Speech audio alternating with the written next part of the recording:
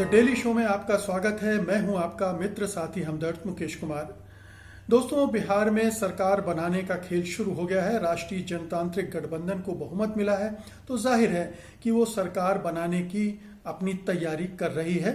नीतीश कुमार को वो मनाने में लगी हुई है और नीतीश कुमार हैं जो थोड़ा सा नखरे दिखा रहे हैं कि वो मुख्यमंत्री बने या ना बने। माना यह जा रहा है कि वो मुख्यमंत्री जरूर बनेंगे, क्योंकि उनकी पार्टी को कम सीटें मिली हैं, इसलिए थोड़ी सी हिचकिचाहट वो दिखा रहे हैं। शायद ये पब्लिक कंजम्पशन के लिए है, लोगों को ये दिखाने के लिए है कि मैं कुर्सी का लालची नहीं हूं, लेकिन अंततः वो मान जाएंगे। लेकिन दूसरी मजेदार घटना ये हुई है कि तेजस्वी यादव ने अपने विधायकों से कहा है कि वो सरकार बनाने जा रहे हैं। ये एक चौंकाने वाला दावा है, क्योंकि तेजस्वी यादव के पास जो महागठबंधन है उसके कुल 110 विधायक हैं और उन्हें कम से कम 12 विधायक चाहिए, तब जाकर वो सरकार बनाने का दावा प्रस्तुत कर सकते हैं। तो सवाल उठता है कि ये 12 विधायक आएंगे कहाँ से, और अगर इनका ये जो गणित है वो अगर नहीं बैठ रहा है तो ये किस आधार पर दावा कर रहे हैं तेजस्वी यादव की उनकी सरकार बनेगी। आज हम द डेली शो में इसी बात पर चर्चा करेंगे, लेकिन उसके पहले आपसे गुजारिश करते हैं। गुजारिश ये है कि गोदी मीडिया के चाल चरित्र को देखते हुए ज़रूरी है कि स्वतंत्र पत्रकारिता को मजबूती प्रदान की जाए, उसे ताकतवर बनाया जाए, ताकि वो गोदी मीडिया द्वारा फैलाई जा रही गलत खबरों को, उसकी जहरीली खबरों की काट कर सके। सत्य हिंदी की सदस्यता योजना इसी दिशा में एक बड़ा कदम है। इसमें आर्थिक योगदान देकर आप स्वतंत्र पत्रकारिता को मजबूती प्रदान कर सकते हैं। इसके लिए इस वीडियो के साथ दिए गए डिस्क्रिप्शन में जाइए, उसमें एक लिंक है, उसको क्लिक कीजिए। लिंक को क्लिक करेंगे तो आपके सामने सदस्यता योजना का पूरा ब्यौरा आ जाएगा और आप उसमें से मनचाही सदस्यता चुन सकेंगे। हमें उम्मीद है कि पत्रकारों द्वारा संचालित सत्यहिंदी.com को आपका ये समर्थन, ये सहयोग, ये प्रोत्साहन जरूर मिलेगा। तो आइए अब वापस लौटते हैं मुद्दे पर। सवाल उठता है कि तेजस्वी यादव ये दावा क्यों कर रहे हैं, किस आधार पर कर रहे हैं कि वो सरकार बनाएंगे। क्या वो अपने विधायकों को मनाने के लिए, उनका दिल रखने के लिए ऐसा कह रहे हैं, और उन्हें कोई खतरा दिख रहा है कि महागठबंधन में कोई टूट फूट हो सकती है, एनडीए विधायकों को तोड़ सकता है। खासतौर पे कांग्रेस के विधायकों को लेकर चर्चाएं हैं कि वो कमजोर कड़ी हैं महागठबंधन की, तो इसलिए एक उनके विश्वास को बनाए रखने के लिए, उनकी उम्मीदों को बनाए रखने के लिए उन्होंने ये कहना चाहिए शगुफा छोड़ दिया है, या फिर वो सचमुच गंभीरता से अपनी सरकार बनाने की कोशिश कर रहे हैं। खबरें आ रही हैं कि उन्होंने हम पार्टी, जो जीतन मांझी की पार्टी है, उसको और मुकेश सहनी की पार्टी वीआईपी, दोनों को ये संदेश भेजा है, ये पेशकश भेजी है कि वो एनडीए को छोड़कर उनके साथ आ जाएं और उनको एक बहुत अच्छी डील वो दे सकते हैं। मुकेश सहनी जो कि खुद चुनाव हार चुके हैं, लेकिन उनके 4 विधायक हैं, और जीतन मांझी चुनाव जीत चुके हैं, उनके 4 विधायक हैं। ये 8 विधायक एनडीए के लिए बहुत ही महत्वपूर्ण हैं। अगर ये एनडीए से हट जाए तो एनडीए बहुमत की संख्या को गंवा सकती है। उसकी 125 सीटें हैं, 8 के घटने से वो सीधे 117 पर आ जाएगी, और जाहिर है 8 अगर इधर जाते हैं और तो उससे तेजस्वी यादव की संख्या 118 पर पहुंच जाएगी, और जो ओवैसी की पार्टी है AIMIM, वो उसके पास 5 विधायक हैं। अगर वो 5 विधायक जुट जाते हैं और जुट जाएंगे, जैसा कि संकेत मिल रहे हैं ओवैसी के विधायकों की तरफ से, और ओवैसी ने भी संकेत दिए हैं कि वो ऐसी किसी भी पार्टी को या गठबंधन को समर्थन दे सकते हैं जो कि विभाजनकारी ताकतों के विरुद्ध बन रहा हो, और महागठबंधन के बारे में ये कहा जा सकता है कि वो बीजेपी के अगेंस्ट में है और इसको उसका समर्थन मिल सकता है। तो अगर ये सूरत बनती है तो जाहिर है वो संख्या 123 पर पहुंच जाती है, और तेजस्वी यादव जो सपना अपने विधायकों को दिखा रहे हैं वो साकार भी हो सकता है। लेकिन ये दोनों जो हम और वीआईपी हैं, इसके टूटने की संभावना फिलहाल नहीं दिख रही है। इन दोनों ही पार्टियों की तरफ से जो संकेत आ रहे हैं, ऐसा नहीं लगता कि वो टूट जाएंगे। हाँ, मुकेश सहनी को ये लालच पसंद आ सकता है, उनको लुभा सकता है कि उन्हें उप मुख्यमंत्री पद दिया जाएगा।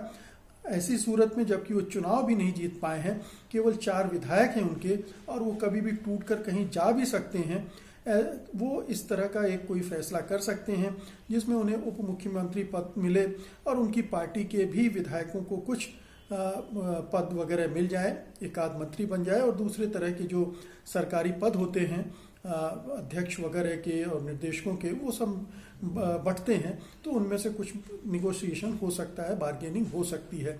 अगर ये इस तरह से टूट जाएंगे तो फिर थोड़ा सा खेल खुल जाएगा, क्योंकि फिर 119 तक की संख्या 4 विधायक और 5 ओवैसी की पार्टी के विधायकों को मिला लें तो 119 तक पहुंच जाते हैं। लेकिन ये मत भूलिए कि एक विधायक चिराग पासवान का भी है और जिसके बीजेपी के साथ ही रहने की पूरी संभावना है, क्योंकि आप जानते हैं कि चिराग पासवान पूरी तरह से मोदी भक्त में लीन हो चुके हैं, रम चुके हैं, उन्हीं के कीर्तन करते रहते हैं, तो वो जाहिर है कि उनकी पार्टी अंततः बीजेपी का साथ देगी और एक विधायक वो जो है वो बीजेपी के साथ रहेगा। अब बचे 6 निर्दलीय विधायक जिनकी भूमिका बहुत महत्वपूर्ण हो जाती है। अब इन 6 विधायकों को भी मनाने, पटाने, फुसलाने का काम चलेगा।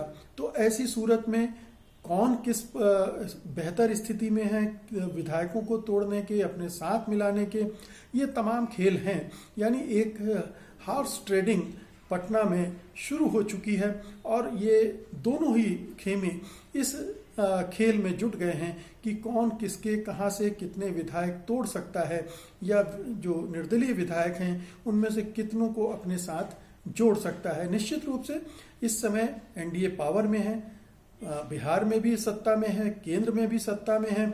केंद्र में जो सरकार है उसके पास सीबीआई है, इनकम टैक्स है, ईडी है और दूसरे महकमे भी हैं जिनसे वो किसी भी विधायक के खिलाफ कोई कार्रवाई कर सकती है, उसको डरा धमका सकती है, लालच भी दिया जा सकता है, मंत्री पद के भी लालच हो सकते हैं, पैसे का भी लालच हो सकता है। तो उस मामले में चूंकि एनडीए ताकतवर है इसलिए वो इस तरह की सौदेबाजी में सफल हो सकती है। दूसरे राज्यों में भी हम देख चुके हैं। दूसरी बात यह कि कांग्रेस पार्टी भी कमजोर पथ पर विकेट पर है और अक्सर कांग्रेसी विधायकों के टूटने की संभावनाएं बहुत बढ़ जाती हैं और ये खतरा कांग्रेस भी महसूस कर रही है और उसके जो वरिष्ठ नेता हैं अभी पटना में इसीलिए मौजूद हैं कि किसी तरह का तोड़फोड़ ना हो उनकी पार्टी में। तो मुद्दा ये है कि तेजस्वी यादव वहां सेंध लगा पाते हैं कि नहीं, और बीजेपी और नीतीश कुमार यहां किस तरह से सेंध लगा पाते हैं। एक दूसरा पहलू और इस विवाद का है और वो ये है कि तकरीबन 20 सीटें हैं जिस पर तेजस्वी यादव का कहना है कि चुनाव आयोग ने और राज्य सरकार ने मिलकर धांधली की है और उनको चैलेंज किया है 20 सीटों के परिणामों को। ये 20 सीटों के जो नतीजे आए हैं बहुत ही कम अंतर से आए हैं। जैसे एक सीट जो हिल्सा की है वो तो केवल 12 सीटों के आधार पर डिसाइड की गई है और उसके बारे में ये कहा जाता कि पहले आरजेडी के कैंडिडेट को विजयी भी घोषित कर दिया गया था, लेकिन उसे सर्टिफिकेट नहीं दिया गया और बाद में कुछ देर बाद कहा गया कि ये आरजेडी नहीं जेडीयू का उम्मीदवार जीता है। तो ऐसे खेल अक्सर चुनाव आयोग करता है, स्थानीय प्रशासन करता है, वहाँ की सरकार का दबाव होता है और फिर मोदी सरकार के दबाव को कौन नहीं जानता है। तो ये खेल हो सकते हैं। अब ये चैलेंज किया है, इनमें से कितनी सीटों पर रिकाउंटिंग के लिए तैयार होता है इलेक्शन कमीशन, उनके नतीजे बदलते हैं नहीं बदलते हैं। लेकिन अगर 1, 2, 3 सीटों में भी इस तरह के परिवर्तन हो जाए तो ये जो पूरा गणित है अभी बिहार में चुनावी गणित है वो फिर से बदलने लग सकता है और इसलिए उस पर भी निगाहें तेजस्वी यादव की लगी हैं और वो उसको परस्यू कर रहे हैं। वो लगातार अटैक कर रहे हैं चुनाव आयोग पर भी और केंद्र सरकार पर भी और नीतीश कुमार पर भी कि इन्होंने मिलकर ये षड्यंत्र पूर्वक ये सीटें हासिल की हैं कम अंतर वाली। तो एक पहलू ये भी है।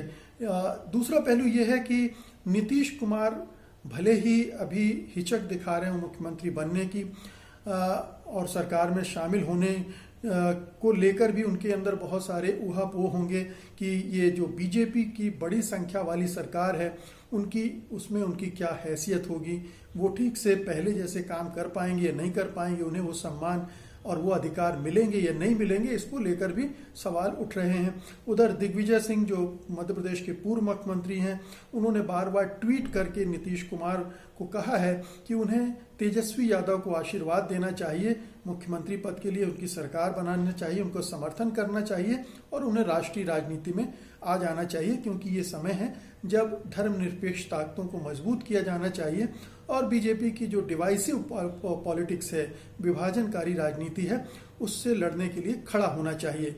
बहुत कम संभावना है कि नीतीश कुमार की अंतरात्मा इस तरह के ट्वीट से जागेगी, क्योंकि वो बहुत पहले से बीजेपी के साथ हैं, उनके संबंध पुराने हैं, बीजेपी की राजनीति पर वो दूर से थोड़ा बहुत आपत्ति करते रहे हैं, धर्मनिरपेक्षता का एक मुखौटा पहने रहे हैं और उसके बल पर अपनी राजनीति करते रहे हैं, क्योंकि उनके पास अपना तो वोट बैंक केवल 10% है कुर्मी कोयरी का, और थोड़ा बहुत उन्होंने और बढ़ाया है। तो इस चुनाव में ही उनके करीब 15% के आसपास वोट हैं, तो उसके बल पर तो ना वो सरकार बना सकते हैं ना मुख्यमंत्री बन सकते हैं। लेकिन उसके बावजूद ये जो बीजेपी के साथ गठजोड़ किया है उन्होंने, या फिर उन्हें गठजोड़ करना पड़ेगा आरजेडी के साथ, और उस सूरत में उन्हें अपनी भूमिका बदलनी पड़ेगी, क्योंकि आरजेडी उन पर लगातार आक्रमण करती रही है। अब नीतीश कुमार को ये मुख्यमंत्री पद का मोह कैसे छोड़ेंगे वो, ये नहीं लगता, अभी तो फिलहाल नहीं ही लगता। आगे चलकर परिस्थितियां बदलें तो बात और है।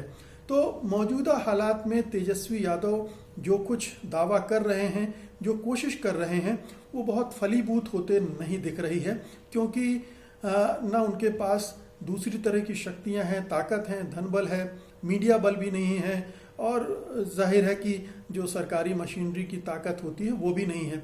ऐसे में वो दूसरी पार्टियों को अपने साथ मिला पाएंगे, उनकी या किसी पार्टी को तोड़ पाएंगे, इसकी संभावना फिलहाल कम लग रही है। इसलिए आज की तारीख में तेजस्वी यादव सरकार बनाते हुए नहीं दिख रहे हैं, इसके बावजूद कि वो सरकार बनाने का दावा कर रहे हैं। इससे लेकिन ये जरूर होता है कि तेजस्वी यादव लगातार सरकार बनाने की कोशिश करते रहेंगे, अपने विधायकों में ये उम्मीद जगाए रखेंगे ताकि उनमें कहीं फूट ना पड़े, कहीं उनमें टूट ना आ जाए। और ये जाहिर है कि बीजेपी लगातार कोशिश करेगी, भले ही आरजेडी को तोड़ना उसके लिए मुश्किल हो, लेकिन कांग्रेस कमजोर पार्टी है, उसे तोड़ा जा सकता है। लेफ्ट पार्टीज को तोड़ना असंभव है, लेफ्ट पार्टीज भी नहीं टूटेंगी, लेकिन कांग्रेस एक कमजोर कड़ी है जो टूट सकती है। इसलिए इन सबको बचा कर रखना, जोड़ कर रखना और आने वाले किसी मौके के लिए तैयारी रखना, ये उस स्थिति के लिए जरूरी है कि इन विधायकों में एक उम्मीद की किरण बनी रहे। और 6 महीने, साल भर, 1.5 साल में जब भी स्थितियां कुछ ऐसी बने जो घटक हैं राष्ट्रीय जनतांत्रिक गठबंधन यानी एनडीए के, उनमें कुछ असंतोष पैदा हो और उसका फायदा उठाकर तेजस्वी यादव सरकार बना सकें, तो ये पूरा माहौल बनाने की कोशिश ज्यादा लग रही तेजस्वी यादव के साथ। लेकिन सरकार बनाने में वो सफल हो पाएंगे, इसमें बहुत दूर दूर तक कोई संभावना नहीं दिख रही है। तो दोस्तों, ये थी आज की मेरी रिपोर्ट। उम्मीद है कि आप इसे लाइक करेंगे, शेयर करेंगे, और जिन्होंने अभी तक satyhindi.com को सब्सक्राइब नहीं किया है वो इसे सब्सक्राइब भी करेंगे। अब मुझे अनुमति दीजिए, कल मैं फिर हाजिर होऊंगा एक और महत्वपूर्ण विषय पर टिप्पणी करने के लिए। तब तक के लिए नमस्कार। सत्य हिंदी के और वीडियोस को देखने के लिए हमारे YouTube चैनल को सब्सक्राइब करें और सीधे नोटिफिकेशन पाने के लिए बेल आइकन दबाएं।